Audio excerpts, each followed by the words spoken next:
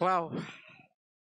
Qu'est-ce que je peux ajouter à tout ce que ce parterre d'experts et de spécialistes ont dit?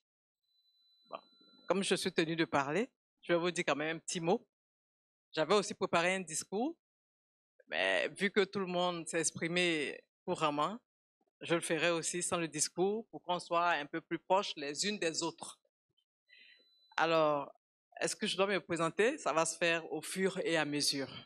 Je vais commencer d'abord par le protocole en tant que chef d'établissement. Alors, monsieur le directeur général de l'UVCI, monsieur Kone Mamoudou, c'est ça, hein? Thier moment, autant pour moi, Thier moment. Madame Koua, représentante de Madame Douilleré. Mesdames et messieurs les enseignants-chercheurs de l'Université virtuelle de Côte d'Ivoire, chers invités, très chères étudiantes, je vous adresse mes salutations ce matin. Je voudrais transmettre mes remerciements à monsieur le directeur général qui a bien voulu associer mon image à cette journée internationale de la jeune fille dans le secteur TIC. Ce choix, il n'est pas fortuit. Il n'est pas fortuit parce que, en même temps que je suis à la Commission nationale ivoirienne pour l'UNESCO, dans le domaine des sciences humaines et sociales, j'ai aussi une autre corde à mon arc qui est l'écriture. Du coup, en plus de l'écriture, j'ai aussi la tâche de sensibiliser les jeunes filles, aussi bien les jeunes filles que les jeunes garçons, en parlant de genre, bien sûr. Parce que le genre, quand on parle de genre, la plupart des personnes ont une idée arrêtée et qui confondent le genre et le féminisme. Or, c'est tout autre chose quand on parle de genre. Je voudrais aussi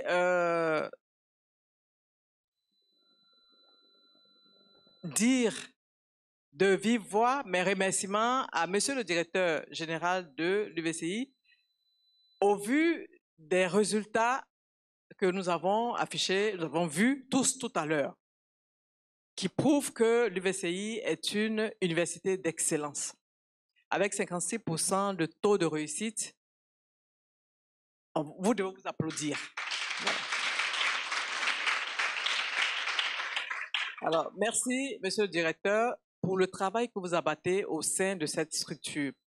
Je voudrais aussi que vous releviez le fort taux de pourcentage d'employabilité pour l'UVCI. On s'applaudit aussi pour cela. C'est pour vous dire que le directeur, le personnel enseignant, il est efficace. Si on n'a pas d'équipe qui travaille, qui est passionnée par la tâche, on n'a pas les résultats suivants. En tout cas, chers enseignants, je vous remercie. Alors, je reviens dans le thème qui est l'acquisition des connaissances, des compétences numériques essentielles pour la vie dans le cadre de cette journée. Alors, j'avoue que quand je venais ici, je venais épater un peu entre guillemets. Je ne maîtrise pas l'éthique, mais j'aime beaucoup l'éthique. Je venais épater pour vous faire comprendre que j'aime beaucoup l'éthique. Donc, j'ai découvert récemment le chat GPT. C'est ça, hein? Voilà. Vous voyez que j'ai des difficultés même à prononcer. Donc, j'ai découvert le chat GPT dans le cadre de mes recherches et de l'écriture. En tout cas, j'étais très heureuse d'utiliser ce programme-là qui m'a été montré par mon fils. Avant de poursuivre, je voudrais juste vous poser une question. En ce 21e siècle, qui est-ce qu'on peut considérer comme analphabète?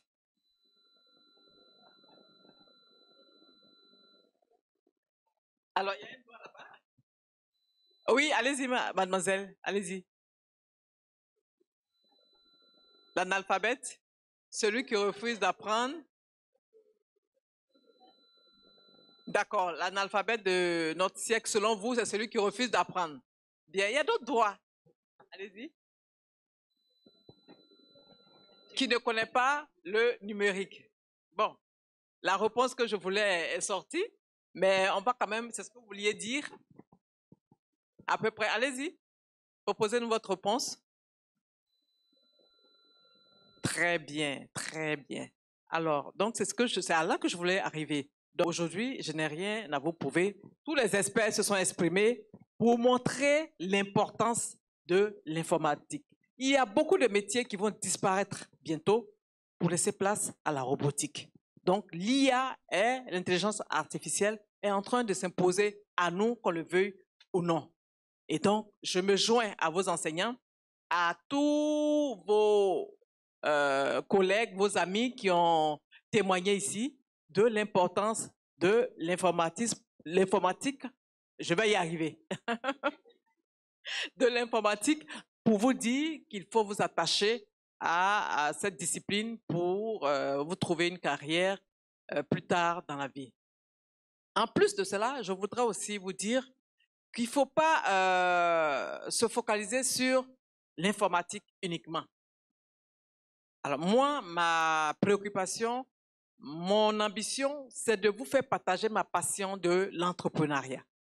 Alors, on vous a dit ici qu'à partir de l'informatique, on peut créer sa propre entreprise. Et c'est facile. Vous maîtrisez l'outil, donc vous pouvez le faire.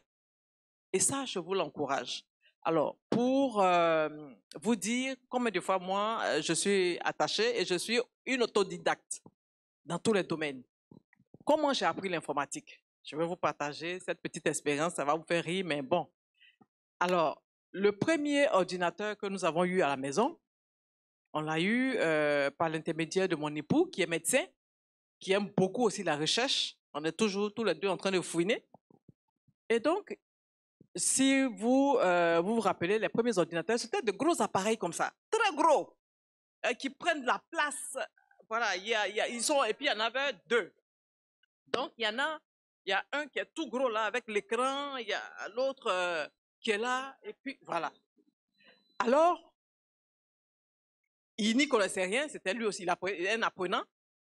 On installe. Entre-temps, l'appareil est venu avec un logiciel d'apprentissage. Il y a une dame qui nous dictait qu'est-ce qu'il faut faire, comment il faut ouvrir, il faut allumer. Alors, on appuie le bouton là. Pour éteindre, on appuie là. Pour faire un texte Word, voilà, voilà, voilà, et on le fait. Et le logiciel nous félicitait quand c'était bon. Ah, c'est très bien, bon élève, très bien. Et quand c'était moi, mais quel idiote! Ah, vous voyez un peu? Voilà, c'était un logiciel comme ça, mais quel idiote! Mais on vous répète cette tâche plusieurs fois, vous ne reprenez pas, reprenez. Et c'était comme ça, tout doucement, parce que mon époux, en tout cas, je tiens à le remercier ici publiquement, il a essayé de me former, mais c'était difficile. Ça passait difficilement. Vous savez qu'il y a des disciplines, on est tous ici, on a tous été lycéens, étudiants, hein, il y a des disciplines qu'on n'aime pas. C'est vrai, on veut apprendre, mais ça passe pas. On montre, on touche. 2 jours après, j'oublie. En fait, l'informatique, il faut rester baigné dedans tout le temps. Baigné tout le temps. Comme la voiture. Quand on conduit une voiture, quand vous le laissez, vous abandonnez un moment, après, vous oubliez. Il faut réapprendre pour maîtriser l'élément. C'est un peu mon cas. Alors donc, il a fallu du temps. Alors, mais le monsieur, il m'a abandonné. Je me suis retrouvé avec la dame qui a passé son temps à m'injurier, mais j'ai fini par apprendre le Word. Mais c'était insuffisant. Je suis quelqu'un qui aime savoir, qui aime apprendre. Je me suis dit, c'est insuffisant. Je ne peux pas me limiter à saisir des tests et puis ça suffit. Non. Il fallait apprendre la nouveauté Facebook, etc., etc. Comment je vais faire tout ça là? Mes enfants sont venus en une semaine, oh, ils ont maîtrisé l'outil. Comment j'ai fait pour avoir mon mail, Facebook et tout ça? Une fois, j'appelle mon fils, je lui dis, ah, j'ai un problème là, j'ai un petit projet, je suis en train de faire des recherches. Comment? Je lui ai posé une simple petite question. Il m'a dit, ah, maman, Mais avec tout ce qu'on t'a appris là, tu continues de nous poser des questions à distance. Je suis au Canada ici, tu m'appelles pour me demander. Je dis, hé mon fils, tu ne connais pas, aide-moi. Il me dit, maman, tu sais, on apprend tout sur Internet. Ne m'appelle plus pour me poser des questions, tu vas sur Internet. Ah, vous voyez un peu, ça fait rire. Hein? Je dis, mais mon fils, il est quand même culotté, hein? Il me dit ça. Bon, je ne l'appelle plus, je ne lui pose plus de questions. Je veux me débrouiller seul. Et c'est comme ça que je me suis débrouillée, effectivement. Je vais sur Internet, quand j'ai besoin de quelque chose, je tape mon Google, j'apprends. Je ne pose plus de questions à quelqu'un, sauf si c'est vraiment très compliqué. Très compliqué. Tout ça, je vous partage cette expérience pour vous partager aussi ma passion de l'informatique. J'adore beaucoup l'informatique. Et alors, pour poursuivre, à côté de ça, je vais vous donner des conseils en tant que jeune fille. En tant que jeune fille, vous voulez impacter, comme Mme Koua l'a dit tout à l'heure, impacter votre milieu de vie, votre environnement et puis votre futur milieu professionnel. On vous a expliqué un peu les méthodes de leadership. Mais en plus de cela, moi, j'ai cinq notions à vous partager pour vraiment être un leadership. Une femme leader, pardon. Une femme leader. Alors, la première notion que je voudrais partager avec vous, c'est la formation. Comme je vous l'ai dit d'entrée, à l'entame, moi, je suis une autodidacte. Je ne vais pas rentrer dans les détails de mon ascension professionnelle. Je suis une autodidacte. J'ai évolué en me formant, faut se former. Dans tout, il faut avoir plusieurs cordes à son arc. La preuve, aujourd'hui, je suis encore inscrite en master en ingénierie du genre à la chaire UNESCO aux femmes et pouvoirs de décision de Madame Euphrasie Kwasi-Yaou. J'aurais pu me limiter à mon statut actuel et dire, bon, écoute, ça suffit, mais ça ne suffit jamais. Je veux toujours savoir. J'entendais genre, mais qu'est-ce que c'est que le genre? Qu'est-ce que c'est que le genre? Et j'entends des définitions parfois vraiment rocambolesques. Je me suis dit, il faut que... Oui, il y a des gens qui vont vous dire le genre, comment dire, c'est des histoires de blancs, on veut nous imposer la femme. Bon, le genre, on ne parle que de la femme, c'est pour donner tout le pouvoir à la femme. Tout ça, ce sont des préjugés sur le genre. Le genre, en fait, c'est quoi? C'est tout simplement le projet de réduire les inégalités dans la société. Mais les inégalités, elles se situent au niveau aussi bien des hommes que des femmes. Est-ce que vous comprenez? Donc, quand on prend un projet genre, par exemple, on fait une étude de l'environnement pour savoir quels sont les besoins des hommes, quels sont les besoins des femmes. C'est en ce moment qu'on met ce projet-là en pratique. Donc, voilà un peu pourquoi je me suis lancée dans le genre, pour comprendre ce que c'est que le genre. Le genre prend en compte le développement durable. Et le développement durable, il doit être inclusif, il doit être équitable pour toute la population. Donc, c'est pour ça que j'ai embrassé le genre. Donc, il faut se former. L'auto-formation, la formation, la recherche. Deuxième notion que je voudrais partager avec vous, c'est d'identifier son point fort, d'identifier son don, d'identifier son talent. Une fois que vous avez identifié votre talent, votre point fort, c'est votre passion. En ce moment, vous brillez, comme Mme Koua l'a dit. Vous brillez là-dedans parce que vous êtes à l'aise et vous le faites par amour. Donc, identifiez ce que vous aimez faire, ce que vous pouvez faire et soyez excellent dans ce domaine. Troisième notion que je voudrais partager avec vous, c'est l'audace. Il faut être audacieux pour aller loin. Si vous n'êtes pas audacieux, vous allez tourner en rond, vous allez vous contenter des miettes. Je parle d'audace en prenant l'exemple de Mme Koua, de toutes vos camarades qui se sont brillamment exprimés ici. Au départ, il y a des situations qu'elles n'ont pas voulu, elles n'ont pas accepté. Elles avaient des rêves au départ. Mais elles ont fini par accepter ce qu'on leur propose. Mais dans ce qu'on leur propose, elles sont allées plus loin que ce qu'on leur a offert. Et elles ont même dépassé les attentes de l'UVCI. Donc, on fait un banc pour toutes ces belles jeunes dames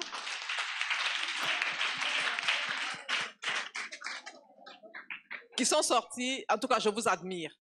J'admire votre intelligence. J'admire votre intelligence. Continuez comme ça et surtout, n'oubliez pas de partager vos savoirs avec vos petites sœurs qui sont après vous.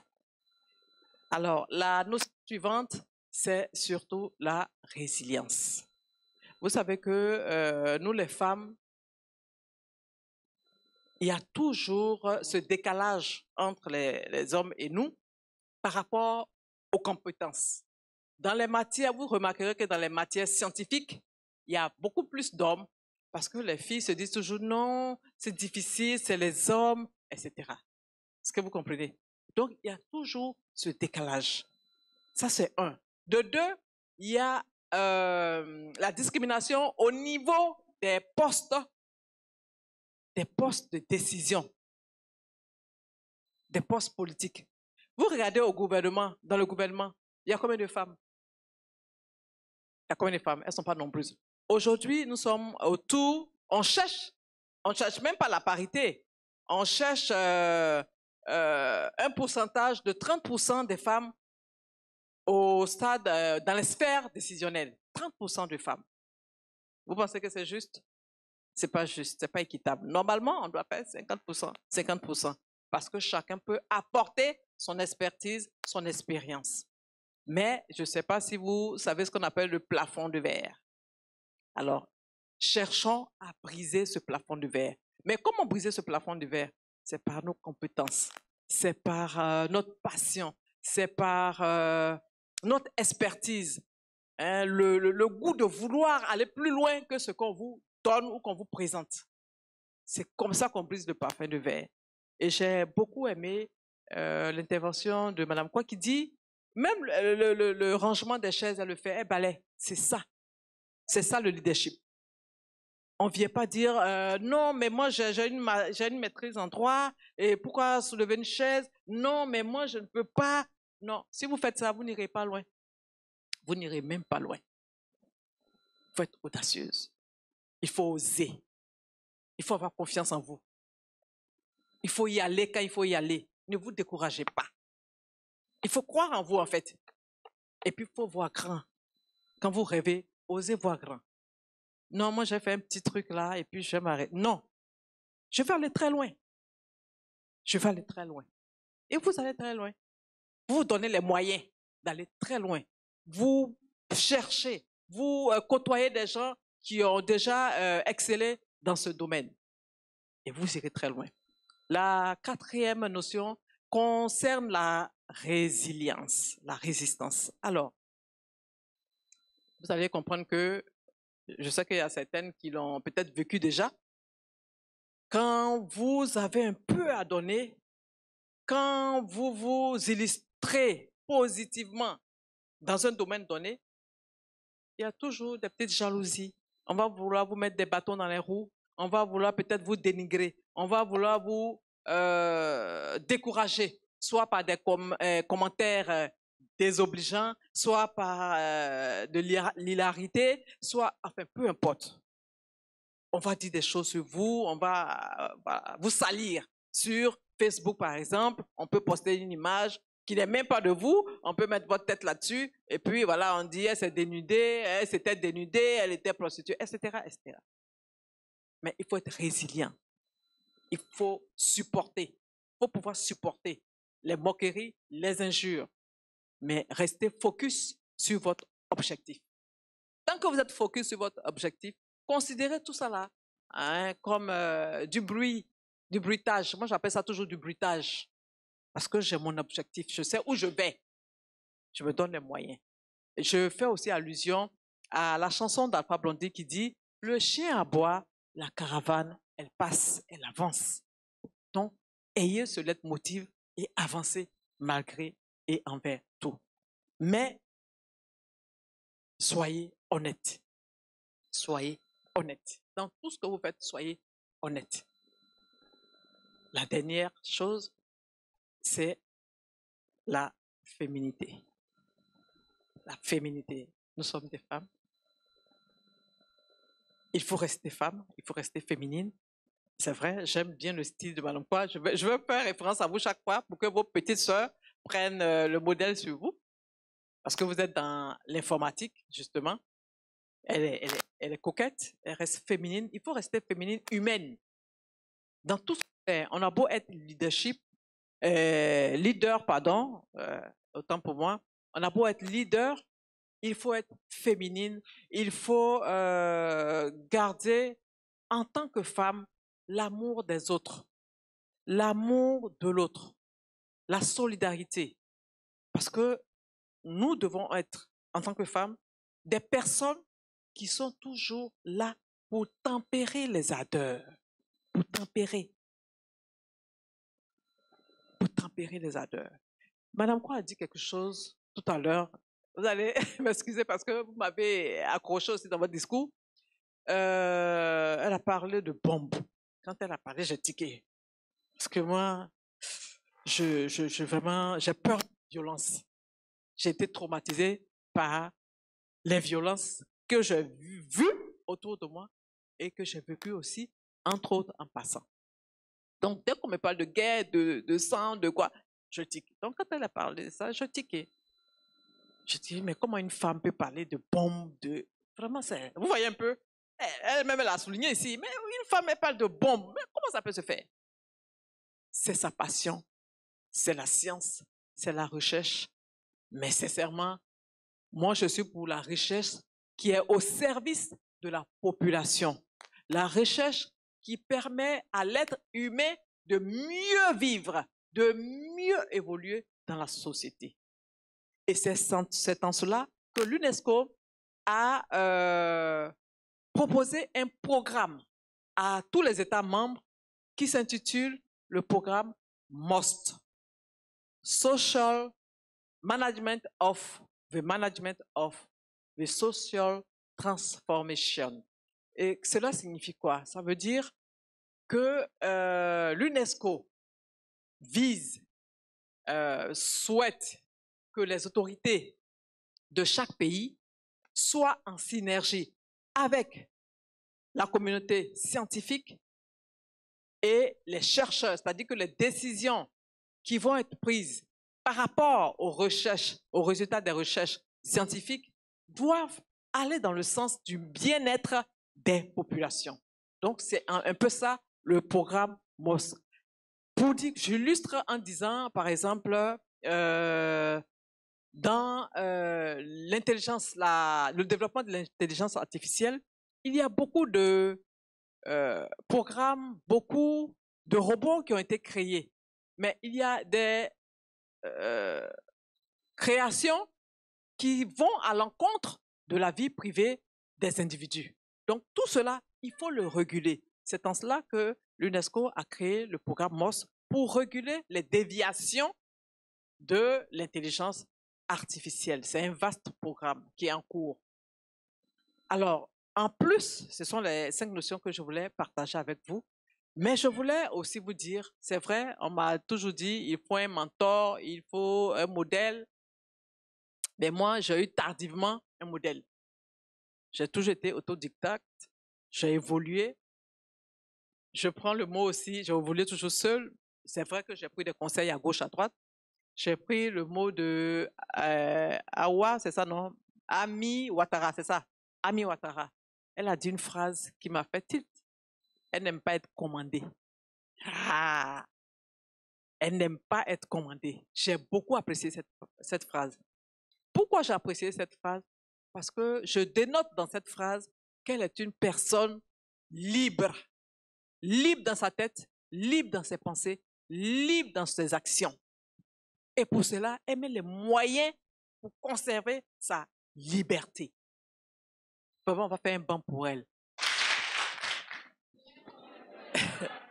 On applaudit pour elle alors. Alors, mon message que je voulais vous traduire à travers sa phrase, elle va nous mener, il va nous mener, pardon, ce message va nous mener à l'œuvre que j'ai écrite. À l'œuvre que j'ai écrite, Les blessures du silence, qui est paru l'an dernier aux éditions Matrice. Pour vous dire quoi? J'ai écrit cette œuvre pour parler de violence, pour revenir à la violence justement, pour souligner les violences que certaines femmes vivent dans les ménages. La plupart du temps, quand on parle de violence, on fait allusion à la violence physique parce qu'on veut voir du sang, on veut voir un bras cassé, mais non. Dans cette œuvre, je voudrais plutôt relever les violences psychologiques, les violences morales qu'on ignore souvent.